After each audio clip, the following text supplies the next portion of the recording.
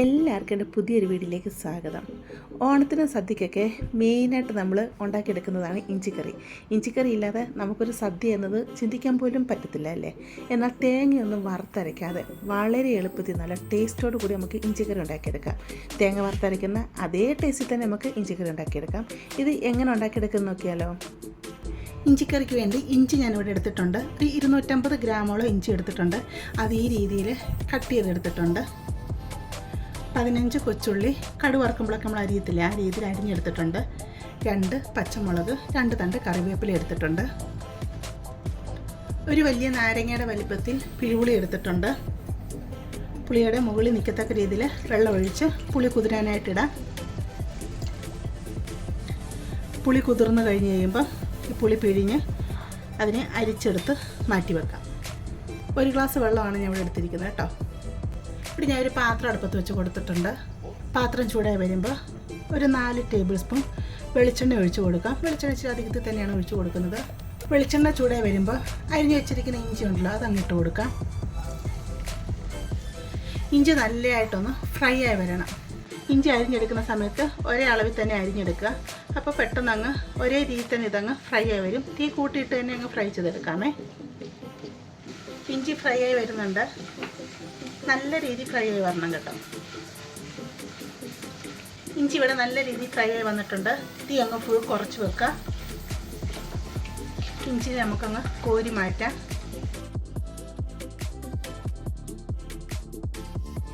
ഇഞ്ചി ഇവിടെ കോരി മാറ്റിയിട്ടുണ്ട്. ഇതൊരു പാത്രത്തിലോട്ട് അങ്ങ് മാറ്റാം. ഈ സെയിം വെളിച്ചെണ്ണയിലോട്ട് നമ്മൾ എടുത്തു വെച്ചിരിക്കുന്ന കൊച്ചുള്ളിയും പച്ചമുളകും കറിവേപ്പിലും ഉണ്ടല്ലോ, അതങ്ങ് ഇട്ട് കൊടുക്കാം. തീ അങ്ങ് മീഡിയത്തിലിട്ട് നമുക്കിതിനെ ഫ്രൈ ചെയ്തെടുക്കാം. കൊച്ചുള്ളി ഇവിടെ ഫ്രൈ ആയി വരുന്നുണ്ട്. നല്ല രീതിയിൽ കൊച്ചുള്ളി ഫ്രൈ ആയി വരണം. ഈ സമയം തീ അങ്ങ് ഓഫ് ചെയ്യാം. കൊച്ചുള്ളി ഇത്രയും ഫ്രൈ ആയി വന്നാൽ മതി. ഇതിനെ നമുക്ക് വെളിച്ചെണ്ണയിൽ നിന്ന് കോരി മാറ്റാം.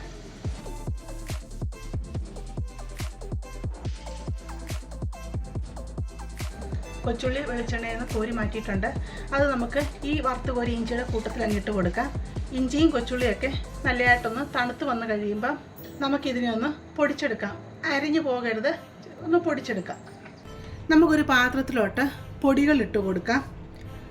2 table spoon Kashmiri chilli powder ഇട്ട് കൊടുക്കാം. 1 ടേബിൾ സ്പൂൺ മല്ലിപ്പൊടി, 1/4 ടീസ്പൂൺ മഞ്ഞൾപ്പൊടി, 1 നുള്ള ഉലുവ പൊടിച്ചത്. ഉലുവപ്പൊടി ഒത്തിരി ഇട്ട് കൊടുക്കല്ലേ, അങ്ങ് കയ്പ്പ് വരും. അതുപോലെ 1 നുള്ള കായപ്പൊടിയും കൂടി ഇട്ട് കൊടുക്കാം. ഇത് നമുക്കങ്ങോട്ട് മാറ്റി വെക്കാം. ഉള്ളി ഇഞ്ചിയൊക്കെ വറുത്തെടുത്ത സെയിം പാത്രം തന്നെ അടുപ്പത്ത് വെച്ച് കൊടുത്തിട്ടുണ്ട്.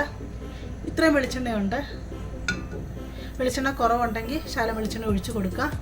ഇതിലോട്ട് 1/2 ടീസ്പൂൺ കടുകിട്ട് കൊടുക്കാം.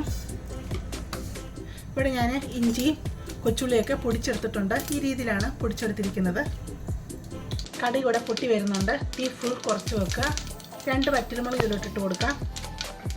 1 തണ്ട് കറിവേപ്പില ഇട്ട് കൊടുക്കാം. കറിവേപ്പില ഒന്ന് വാടി വരുമ്പോൾ നമ്മൾ എടുത്ത് വെച്ചിരിക്കുന്ന പൊടി ഉണ്ടല്ലോ, അതിങ്ങിട്ട് കൊടുക്കാം. ഒന്ന് ഇളക്കി കൊടുക്കുക.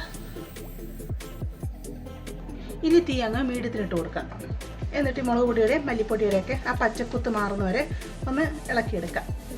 കരിഞ്ഞു പോവല്ലേ. പുളിവെള്ളം ഞാൻ പിഴിഞ്ഞെടുത്ത് വെച്ചിട്ടുണ്ട്. മുളക് പൊടിയൊക്കെ മൂത്ത് വന്നിട്ടുണ്ട്. ഇതിലോട്ട് എടുത്തു വെച്ചിരിക്കുന്ന പുളിവെള്ളം ഒഴിച്ച് കൊടുക്കാം. തീ ഞാൻ കൂട്ടി വെക്കുക. നമുക്കിതിനെ നല്ലതായിട്ട് ഇളക്കി അങ്ങ് മിക്സ് ചെയ്യാം.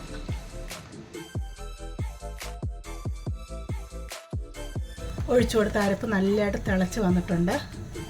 ഞാൻ അപ്പുറത്തെ അടുപ്പിൽ 1 ഗ്ലാസ് വെള്ളം ചൂടാക്കാനായിട്ട് വെച്ചിട്ടുണ്ട്. തിളയ്ക്കണ്ട, ഒന്ന് ചൂടായി വന്നാൽ മാത്രം മതി. ചൂടായ വെള്ളം ഇതിലോട്ട് ഒഴിച്ചു കൊടുക്കാം. ഇപ്പോൾ 1/2 ഗ്ലാസ് വെള്ളമാണ് ഞാൻ ഒഴിച്ചു കൊടുത്തിരിക്കുന്നത്. നല്ലതായിട്ടൊന്ന് തിളച്ച് വരട്ടെ.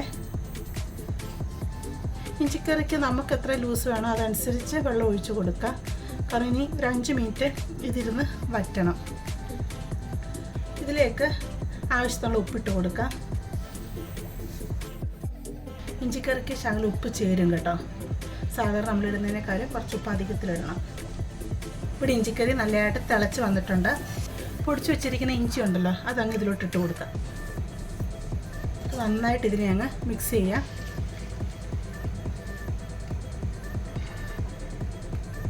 ഇഞ്ചിയും കൂടെ ഒക്കെ ഇട്ട് കൊടുത്തപ്പോഴത്തേക്ക് കറി കുറച്ചുകൂടെ അങ്ങ് കുറുകയുണ്ട്. മിക്സി കഴുകിയെടുത്ത് ഒരു 2 ടേബിൾ സ്പൂൺ വെള്ളമുണ്ട്, അതും കൂടെ ഇതിലോട്ട് ഒഴിച്ച് കൊടുക്കാം. നല്ലതായിട്ട് ഇളക്കി മിക്സ് ചെയ്ത് നോക്കുക. തീരെ ലൂസുണ്ട്, ഇത്രയും വെള്ളം മതി.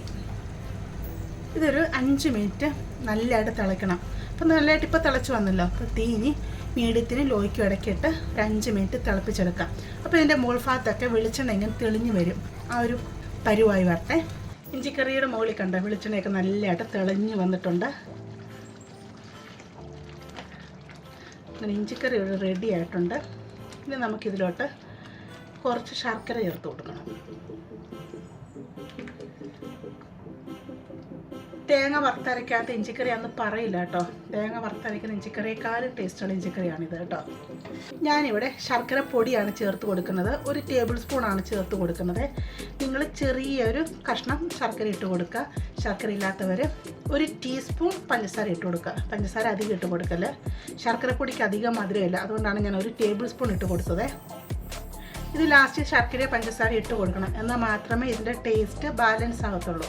ഇപ്പം ഇതിൽ പുളി, എരിവ്, ഉപ്പ് ഇതെല്ലാം കൂടെ ബാലൻസ് ആവണമെങ്കിൽ നമ്മൾ പഞ്ചസാരയോ ശർക്കരയോ ഇട്ട് കൊടുക്കണം, എന്നാൽ മാത്രമേ അതിൻ്റെ ടേസ്റ്റ് എല്ലാം എടുത്തറിയത്തുള്ളൂ. തീ കൂട്ടി വെക്കുക.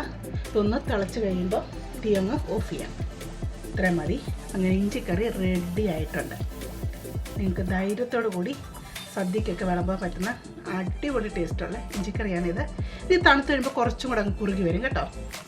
നിങ്ങൾക്ക് അത്രയും കുറുകി വരണ്ട എന്നുണ്ടെങ്കിൽ ആദ്യം വെള്ളം ഒഴിക്കുന്ന സമയത്ത് വെള്ളത്തിൻ്റെ അളവ് കുറച്ച് കൂട്ടിക്കൊടുത്താൽ മതിയേ. നിങ്ങൾ ഓഫ് ചെയ്യുന്ന മുമ്പ് നോക്കണം കേട്ടോ, ഉപ്പ് വേണോ, പുളി കുറവുണ്ടോ എന്നൊക്കെ നോക്കണം കേട്ടോ. ഉപ്പ് കുറവാണെങ്കിൽ ഉപ്പിട്ട് കൊടുക്കുക.